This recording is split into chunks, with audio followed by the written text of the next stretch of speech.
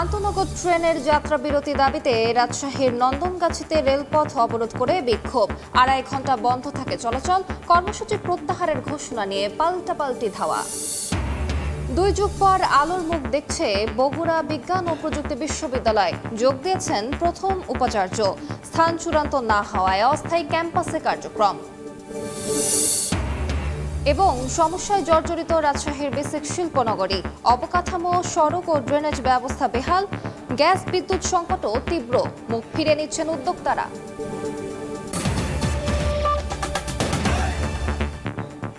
আমন্ত্রণ সময় সংবাদের নিয়মিত আয়োজন বিভাগীয় সময়। থাকছি সপ্তাহে ৭ দিন ভিন্ন ভিন্ন বিভাগের সংবাদ নিয়ে। আজ থাকছে রাজশাহী বিভাগ, সঙ্গে আছি আমি আলিশা ইসলাম। রাজশাহীর নন্দনগাছিতে আন্তনগর ট্রেনের যাত্রা বিরতির দাবিতে রেলপথ অবরোধ করে বিক্ষোভ হয়েছে। এতে প্রায় ২.৫ ঘন্টা বন্ধ থাকে খুলনা ও ঢাকাগামী ৪টি ট্রেন। পরে প্রশাসনের আশ্বাসে বিক্ষোভকারীরা রেলপথ ছেড়ে দিলেও কর্মসূচি প্রত্যাহার নিয়ে দুপক্ষের মধ্যে শুরু হয় ধাওয়া পাল্টা ধাওয়া।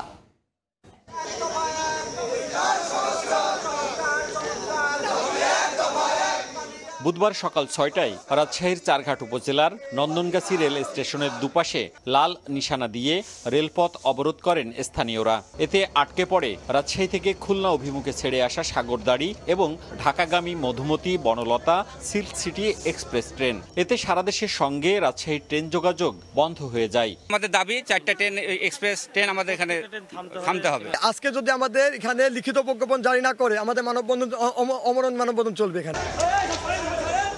পরে ১৬ জুন রেল বিভাগের সঙ্গে আলোচনার শর্তে ২.৫ ঘন্টা পর অবরোধ তুলে নেন আন্দোলনকারীরা। এ সময় কর্মসূচি প্রত্যাহারকে কেন্দ্র করে অবরোধকারীদের মধ্যে ধাওয়া ও পাল্টা ধাওয়া হয়। স্থানীয়দের দাবি উচ্চ পর্যায়ে জানানোর আশ্বাস দেন স্থানীয় প্রশাসন। তাদের যে দাবিটা তারা আমাদের লিখিতভাবে জানাক, এটা আমরা অতি সত্বর আমাদের রেলওয়ে সচিব মহোদয় বরাবর পাঠিয়ে দিব এবং আমরা পার্সোনালি ঊর্ধ্বতন কর্তৃপক্ষের মাধ্যমে যোগাযোগ করব। এর আগে একই দাবিতে গেল ১লা মে ট্রেন চলাচল বন্ধ করে বিক্ষোভ করেছিল হাজারো মানুষ। সে সময় রেল বিভাগ ১লা জুন থেকে কমিউটার ট্রেনের যাত্রা বিরতি দিতে চাইলেও তা কার্যকর করেনি। মওদুদ রানা, সময় সংবাদ, রাজশাহী। অবকাঠামো, সড়ক, যোগাযোগ ও ড্রেনেজ ব্যবস্থার বেহাল দশা। রয়েছে গ্যাস, পানি, বিদ্যুৎ ও নিরাপত্তার সমস্যা। নানা সমস্যায় জর্জরিত রাজশাহী অঞ্চলের বেসিক শিল্পনগরী। এই কারণে উদ্যোক্তারা মুখ ফিরিয়ে নিচ্ছেন বেসিক থেকে। কর্তৃপক্ষ বলছে সংকট নিরসনে কাজ করছেন তারা। মওদুদ রান্নার প্রতিবেদন। ছোট উদ্যোক্তা তৈরি এবং ক্ষুদ্র ও কুটির শিল্প উদ্যোক্তাদের ব্যবসা বাণিজ্য এগিয়ে নিতেই জন্ম বিসিকের। যদিও রাজশাহীতে সে বাস্তবতা ভিন্ন। একাধিক প্লট নিয়ে শিল্পনগরীর অধিকাংশই দখল বড় বড় প্রতিষ্ঠানের। ক্ষুদ্র ও কুটির শিল্প সমিতির নামে আমরা ওখানে যা দেখি তার ঠিক উল্টো, বরং ওখানে বড় বড় শিল্প কলকারখানা গড়ে উঠছে। নগরীর ছপুরায় অবস্থিত পুরাতন বিসিক শিল্পনগরীর ভাঙা সড়ক, ড্রেনগুলো বেহাল দশা, নেই প্রাচীর, প্রায় চুরি হয় বিদ্যুতের তার। অনেক কলকারখানা বন্ধ, দাম বাড়ায়, গ্যাস ঠিকমতো পায় না, পানির যে নিষ্কাশনগুলো হয় না, ড্রেনে সবসময় ময়লা আবর্জনা থাকে। এছাড়াও সিইটিপি না থাকা, অস্বাভাবিক দাম সহ নানা প্রতিবন্ধকতার কারণে ২৮৬টি প্লটের বিপরীতে বরাদ্দ হয়েছে মাত্র ৪৫টি। নিজেরাই ব্যক্তিগতভাবে কম দামে অন্য কোনো জায়গায় জমি কিনে সেই জমি ডেভেলপ করে তারাই ওখানে ফ্যাক্টরি করতেছে। নওগাঁ বিসিকে শিল্প ইউনিট ৫৩টি, কাগজে কলমে ৫০টি সচল দেখানো হলেও ভালোভাবে চালু রয়েছে ৮ থেকে ১০টি।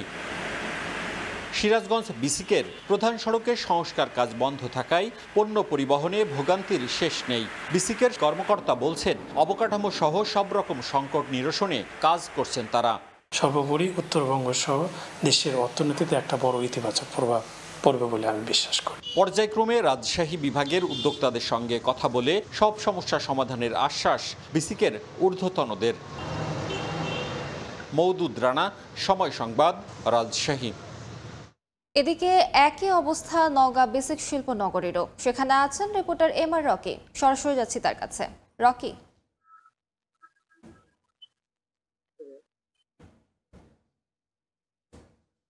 নতুন নতুন উদ্যোক্তা তৈরি, ব্যবসার প্রসার এবং স্থানীয় যে পণ্যগুলো রয়েছে এই পণ্যের বাজার সৃষ্টির লক্ষ্যে 2004 সালে আনুষ্ঠানিকভাবে যাত্রা শুরু করেছিল নওগাঁর এই বিসিক শিল্পনগর। এরপর থেকে কিন্তু পদে পদে সংকট আর বাধা নানা কারণে কিন্তু এই বিসিকে যারা এখানে প্লট নিয়েছিলেন সেই প্লট কিন্তু আস্তে আস্তে উৎসাহ হারিয়েছে এবং এখানে 82টি প্লট সেই সময় যাত্রা শুরু করেছিল বিসিকের কার্যক্রম। এই 82 প্লটের মধ্যে এই মুহূর্তে কিন্তু প্রায় 60% বন্ধ রয়েছে, অর্থাৎ এই মুহূর্তে 16টি সচল রয়েছে, বাকিগুলো কিন্তু একেবারেই মুখ থুবড়ে পড়েছে। অনেকটাই এখান থেকে বিসিক ছেড়ে চলে গেছেন ব্যবসায়ীরা এবং এর পেছনে যে কারণগুলো ব্যবসায়ীদের দিক থেকে বলা হচ্ছে, আসলে এই বিসিকে যে পণ্যগুলো উৎপাদিত হচ্ছে একদিকে গ্যাস সংকটের কারণে এই পণ্যের কিন্তু বাজার ধরতে পারছেন না। স্থানীয় যে এখানে বিদ্যুতের ব্যবস্থা সেখানেও পর্যাপ্ত কিন্তু লোডশেডিং এর কারণে উৎপাদন ব্যাহত হয়। তাছাড়া এখানে জলাবদ্ধতা, ড্রেনের সংকট, এরকম নানা সংকটেই কিন্তু একেবারে জর্জরিত এই বিসিক শিল্পনগর। ফলে এখানে যারা উদ্যোক্তা হিসেবে এসেছিলেন একেবারে কিন্তু এখানে উৎসাহ হারিয়ে প্লটগুলি এখন কিন্তু অনেকগুলোতে বিভিন্ন শাকসবজি চাষ করা হচ্ছে এবং বেশিরভাগ প্লট এখন অকেজো এবং পড়ে রয়েছে। এরকম একটি পরিস্থিতিতে এখানকার ব্যবসায়ীদের দিক থেকে যে দাবিগুলো তারা তুলে ধরছেন, বরাবরই তাদের দিক থেকে বলা হচ্ছে যে আসলে পার্শ্ববর্তী বগুড়া জেলায় গ্যাস রয়েছে, নওগাঁয় যে পণ্যগুলো ছোট ছোট যেসব লাইট হাউসের এখানে যন্ত্রাংশ তৈরি করা হয়ে থাকে এটা বাজার তারা কিন্তু সৃষ্টি করতে পারছে না, ধরতে পারছে না এবং এই বাজারের এক ধরনের প্রতিযোগিতায় টিকতে না পারা, পাশাপাশি এখানকার অবকাঠামোর সংকটটা কিন্তু একেবারে প্রকট। এখানে ড্রেনেজ ব্যবস্থার কারণে কিন্তু বেশিরভাগ সময় জলাবদ্ধতা লেগেই থাকে এবং ছোট ছোট যেসব উদ্যোক্তা এখানে রয়েছে তারা কিন্তু এখানে তাদের দিক থেকে সুষম যে পরিবেশটি, এই পরিবেশটি নিশ্চিত করার জন্য দীর্ঘদিন ধরে কিন্তু দাবি করে আসছিলেন, কিন্তু এই দাবিগুলো পূরণ না হওয়ার কারণে এই বিসিককে আরো প্রসার করার চেয়ে কিন্তু বিসিক আরো সংকুচিত হয়েছে এবং এই সংকুচিত হওয়ার কারণে এই জেলায় আসলে যেসব পণ্য রয়েছে, যেসব পণ্যের বাজার সৃষ্টি হওয়ার সম্ভাবনা তৈরি হয়েছিল পুরোটাই কিন্তু এক ধরনের ব্যাহত, উদ্দেশ্য কিন্তু একেবারে ব্যর্থ হওয়ার পথে। এই অবস্থায় আসলে এখানকার যারা শিল্প উদ্যোক্তা রয়েছেন, যারা বিষয়টিকে নিয়ে বরাবরই বিভিন্ন জায়গায় সভা সেমিনারে কথা বলে থাকেন, তাদের দিক থেকে বিসিক সহ শিল্প মন্ত্রণালয় এবং জেলা প্রশাসনের মাধ্যমে এই বিসিকে আরো আধুনিকায়নের তারা দাবি করছেন এবং বিসিকের যেসব সুযোগ সুবিধা তা নিশ্চিত করার তাদের দাবি তুলে ধরছেন এবং বিসিক কর্তৃপক্ষের তথ্য বলছে যে তাদের দিক থেকে কিন্তু এই বিসিকে আধুনিকায়নের জন্য তারা বারবার দাবি জানাচ্ছেন, কিন্তু দাবিটি বাস্তবায়নের ক্ষেত্রে একেবারে কিন্তু কোনো গতি না থাকার কারণেই এই উৎসাহ হারাচ্ছে এবং ফলে বিসিক এখন একটা অকার্যকর একটি প্রতিষ্ঠানে পরিণত হয়েছে। নওগাঁর এই বিসিক শিল্পনগরীর যারা উদ্যোক্তা রয়েছেন তাদের দিক থেকে কিন্তু উৎসাহ একেবারে হারিয়ে ফেলছেন। এই ছিল নওগাঁর সার্বিক বিসিক শিল্পনগরীর শিল্প যে বর্তমান অবস্থা তার খবর আমার কাছে। সরাসরি যুক্ত ছিলাম নওগাঁয়। আইন পাশের 2 যুগ পর আলোর মুখ দেখছে বগুড়া বিজ্ঞান ও প্রযুক্তি বিশ্ববিদ্যালয়। সম্প্রতি নিয়োগ পাওয়ার পর কাজেও যোগ দিয়েছেন প্রথম উপাচার্য। স্থান চূড়ান্ত না হওয়ায় অস্থায়ী ক্যাম্পাসে দেশের 55তম পাবলিক বিশ্ববিদ্যালয় হিসেবে যাত্রা শুরু করতে যাচ্ছে প্রতিষ্ঠানটি। 2 যুগের অচল অবস্থা কাটিয়ে উপাচার্য নিয়োগের মধ্য দিয়ে যাত্রা শুরু করলো বগুড়া বিজ্ঞান ও প্রযুক্তি বিশ্ববিদ্যালয়। এর আগে 2001 সালে ও 2023 সালে মন্ত্রী পরিষদে বগুড়া বিজ্ঞান ও প্রযুক্তি বিশ্ববিদ্যালয়ের আইন বাস্তবায়নের পর সরকার 2 দফায় প্রজ্ঞাপন জারি করলেও দীর্ঘ সময় চিঠি চালাচালির মধ্যে সীমাবদ্ধ ছিল কার্যক্রম। সর্বশেষ গত 3 জুন শিক্ষা মন্ত্রণালয়ের মাধ্যমিক ও উচ্চশিক্ষা বিভাগের এক বিজ্ঞপ্তিতে রাজশাহী বিশ্ববিদ্যালয়ের রসায়ন বিভাগের অধ্যাপক কুদরতি জাহানকে উপাচার্য হিসাবে নিয়োগ দেওয়া হয়।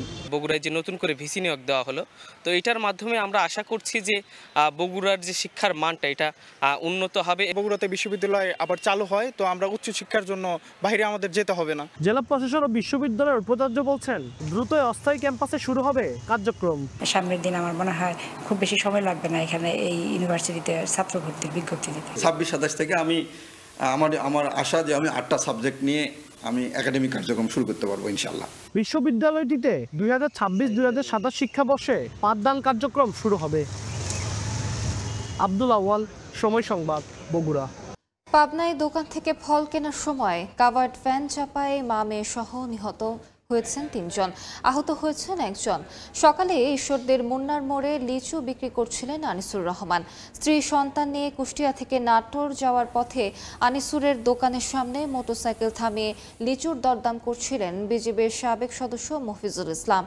হঠাৎ দ্রুতগতির একটি কাভার্ড ভ্যান মফিজুল সহ 4 জনকে চাপা দিয়ে পালিয়ে যায়। খবর পেয়ে পুলিশ ও ফায়ার সার্ভিসের সদস্যরা আহতদের উদ্ধার করে হাসপাতালে নিয়ে যান। সেখানে লিচু বিক্রেতা ও মফিজুলের স্ত্রী সন্তানকে মৃত ঘোষণা করেন চিকিৎসক।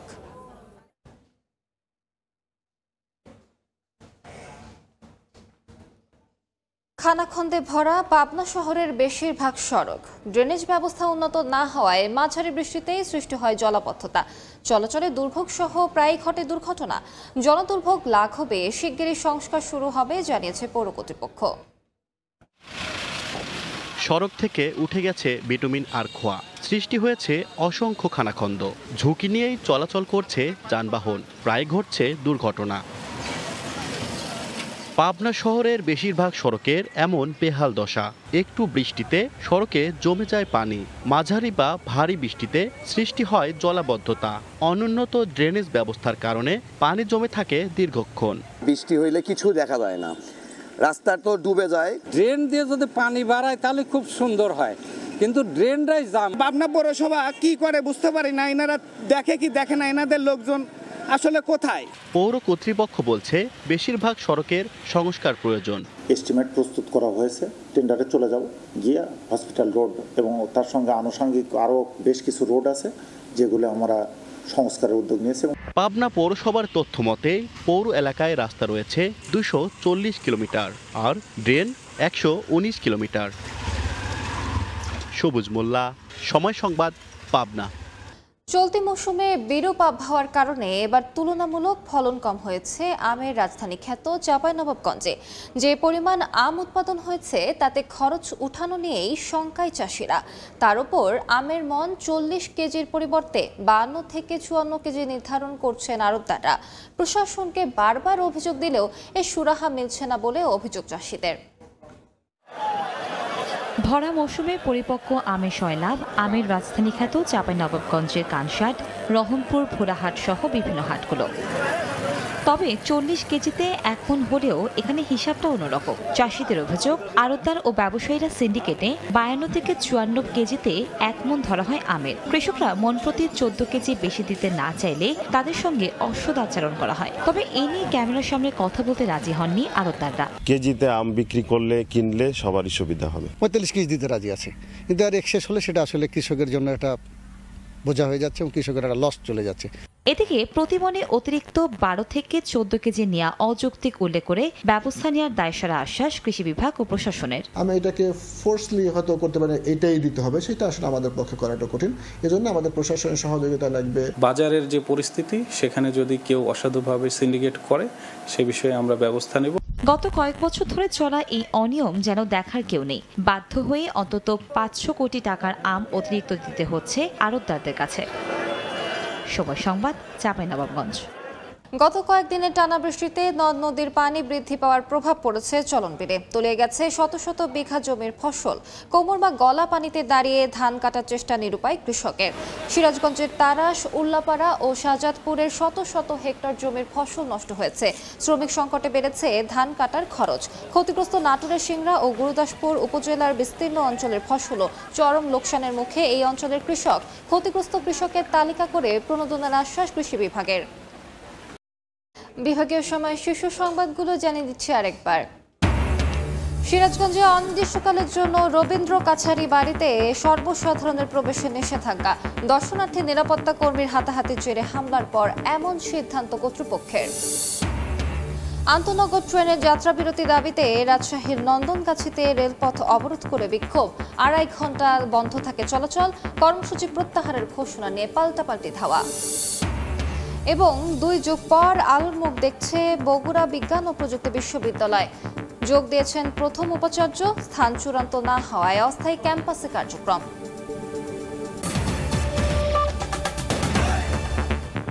এ ছিল বিভাগীয় সময়। আগামীকাল থাকবো খুলনা বিভাগের আয়োজন নিয়ে। সঙ্গে থাকুন সময়ের।